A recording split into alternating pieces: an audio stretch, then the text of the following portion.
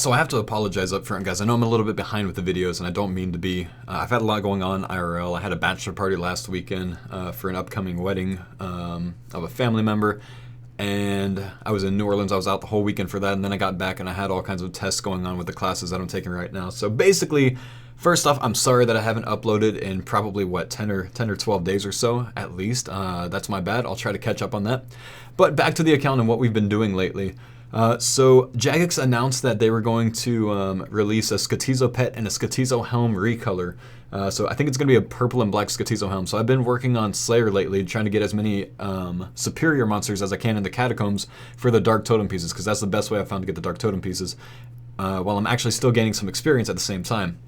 Rather than just coming in here and like just killing some random monsters for the dark totems, I want to do Slayer while I do it, because if I get a superior in the catacombs, I guaranteed get a totem piece from that, and then I have a chance at the imbued heart or whatever else. So I've been working on that lately, and I'm up to a little bit over 40 totems now. And it's just nice when you get them on the task itself rather than a superior. It's just a little bit extra. And then I realized that I wanted to go back to, well, didn't realize, but I wanted to go back to doing diaries. I've been working on these lately and I'm trying to knock out all the hard diaries at least, so I can start getting a little bit more herb experience and just the benefits from them. If I wanted to buy the battle staffs for Varrock, I need to have the hard diaries to get 60 a day. It's much better than 30 a day. So I decided to finish my 153 kudos for the Varrock diary. But that means that I have to get full ghostly robes, which is not an easy gig. So I staged Faux at the wilderness telly for the lava maze, the burning amulet telly from the red topaz necklace to scout for me. That's what that white dot was there. That's my main account. And I decided to go ahead and try to knock this out. Now there's 3 different routes that you can get when you do the ghostly robes. Basically how it works is you start out this mini quest by talking to Valdez the Explorer, and that's the guy that's by the fishing guild, the Glariel's tomb, north of Ardoon. Yeah, I say Ardoon, I don't say Ardoin, sorry. Deal with it. But basically, he gives you one of 3 different sequences, and whichever one you get, that's what you're going to get all the way through. So there's 5 different pieces that you have to get, and whichever one that he hints to first, he can either mention pirates and a shipwreck, which is the one that I got, which is, I think, the hardest one for hardcore. He can mention a thief being in the northeast, which is the bandit camp in the wilderness, which is a lot lower wild, and basically no one goes there, even though it's multi. And he could also mention a thief being southeast, which is the bandit camp in the Caridian desert, which is not in the wild at all to start.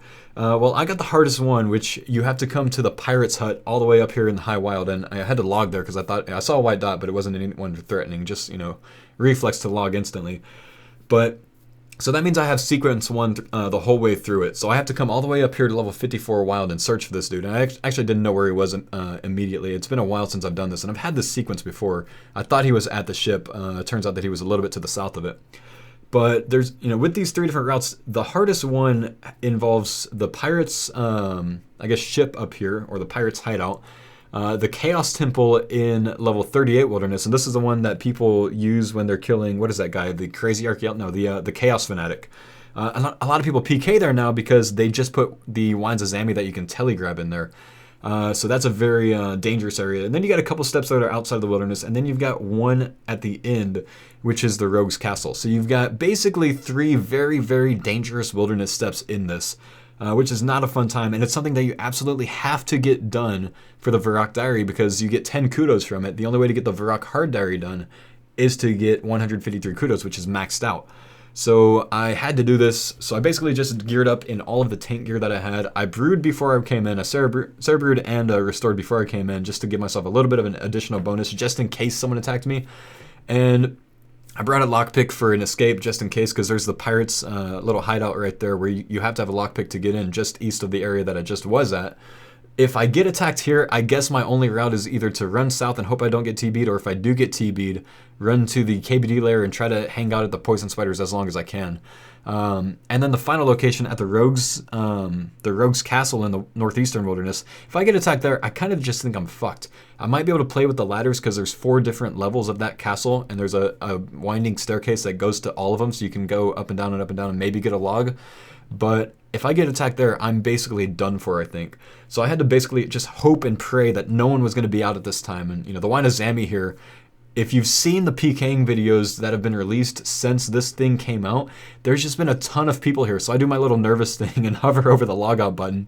The reason I move back and forth like that is I want to make sure that when I click, I'm not going to spasm. If I just stay in the same spot and I freak out when someone logs in, my mouse might go way to the side. So I kind of move it back and forth to, if I click with that, then I feel like I'm a lot more accurate in clicking exactly where I'm trying to move the mouse right then. So it's just like my own little method. But I was able to do these first 2 steps just fine, get down to level 30 wild and tele out. Now, while I'm doing these easier steps, I figured I can explain a little bit of the other things that I've been doing on the account, just because this isn't as exciting as the wilderness part.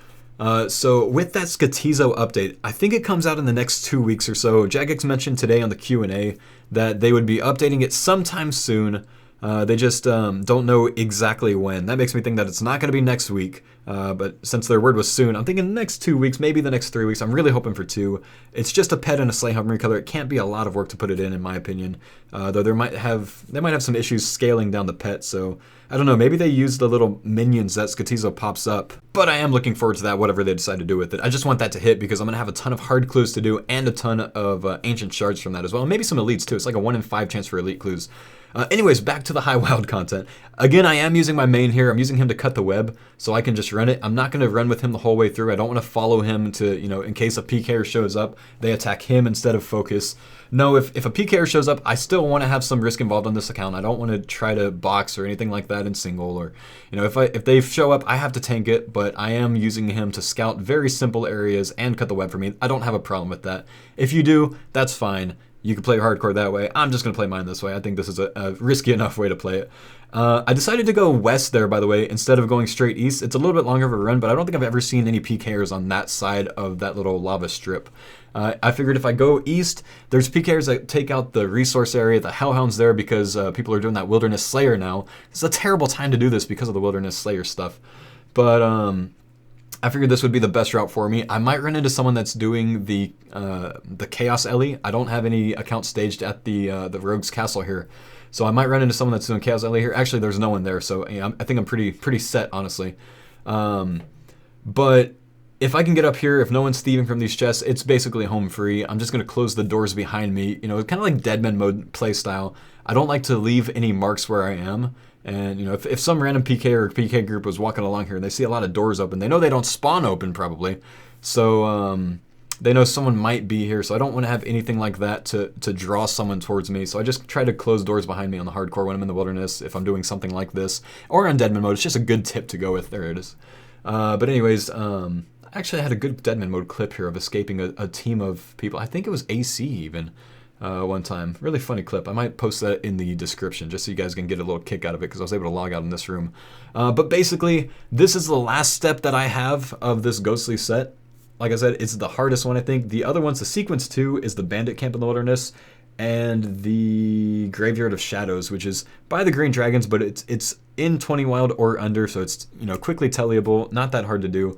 And then the sequence 3 is actually kind of tough, because it has the lava maze, the end of the lava maze, where the Runite or the demons and the greater demons and the black dragons are downstairs, where the steel plate body spawns. If you guys know where that is, you know what I'm talking about.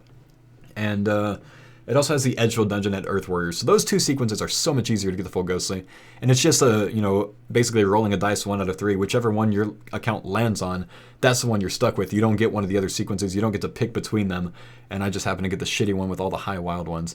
But anyways, as long as we can get out of here, we're good. I don't, I get to keep my hardcore and I get to do the diary. There's probably not a lot of hardcores that are actually going to go for a hard diary, let alone the elite. But just the hard, because you have to do this wilderness run. If you're doing it at a decent level, I mean, even a level 60 that's doing this, they can be attacked by what, at level 110? So unless you're doing this at a really, really low level, if you did DT very early on, some people might not even risk this, honestly. Again, on the way back, I wanted to go the same route of sticking to the west side of this because I want to avoid the resource area at all costs. I don't want to deal with that at all. But I'm happy to get this done, and this is going to get me the, another hard diary completion, a little bit of Herblore experience from the lamp, and I don't really know if I get anything great other than the battle staffs. By the way, the web is cut because I cut it on Faux and then I logged out. It's not someone else here, so I know that was from me. But anyways, I think the battle staffs are really the only benefit I'm going to use. I think the Varrock armor can, like, I can double mine Addy or double smith Addy. I don't really think I'm going to be using that too much, because if I smith it, I'm going to be doing it at the blast furnace anyways. But I was able to get in and out without any incident, so that's kind of nice. And then just finish the diary up. Easy peasy. Anyways, besides this deal, I am looking forward to the Skatizo update. I hope that comes out soon, and I've got probably somewhere between 45 and 50 totems by the time that update hits, ready to go, saved up for Skatizo. Hopefully so I can get the pet, and hopefully so I can get the Slayhelm recolor. I'd love both of them. If it doesn't happen, it doesn't happen. But I've been saving these since day one on the hardcore, just for something like this, hoping that they would expand it. So I'm really looking forward to it. Hope you guys forgive me for being a little bit late on the video, and I'll see you guys next time.